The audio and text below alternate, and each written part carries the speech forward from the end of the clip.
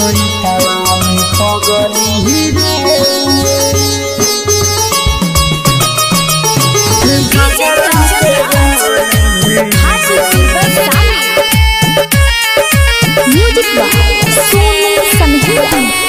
चैतवा में पगली रे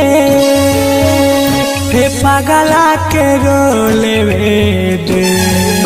हे चैतवा में पगली रे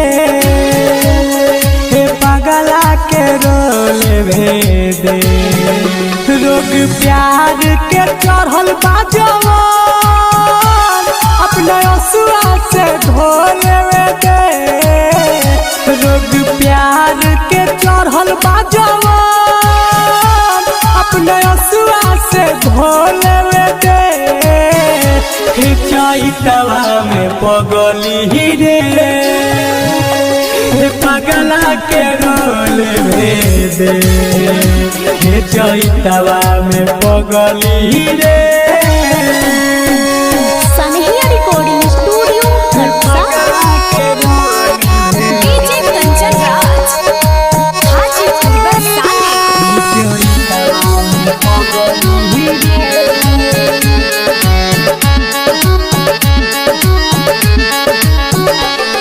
अब नइखे सहार तोरे को गो बात हम करी का हमरा न बाटे बुझा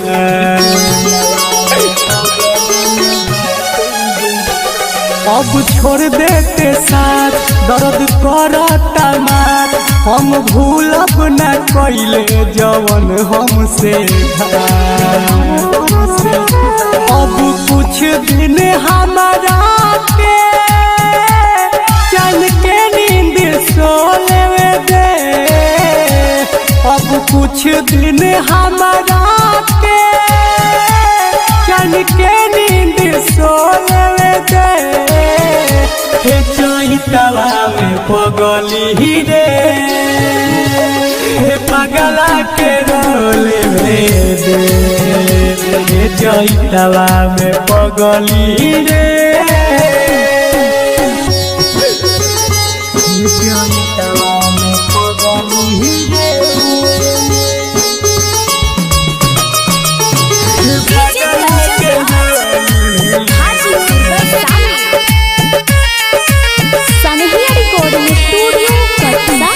जान गईनी तोर नियत बानी कैसे हम जियत अपना फाटल करे जवा के कैसे हम सियत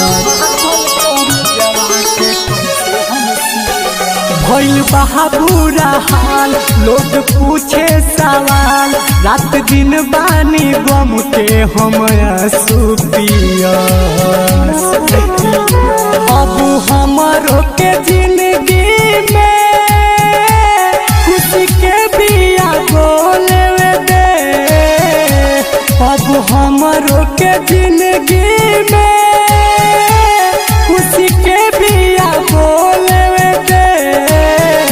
हे चैतवा में पगली रे हे पगला के रोले दे हे चैतवा में पगली रे।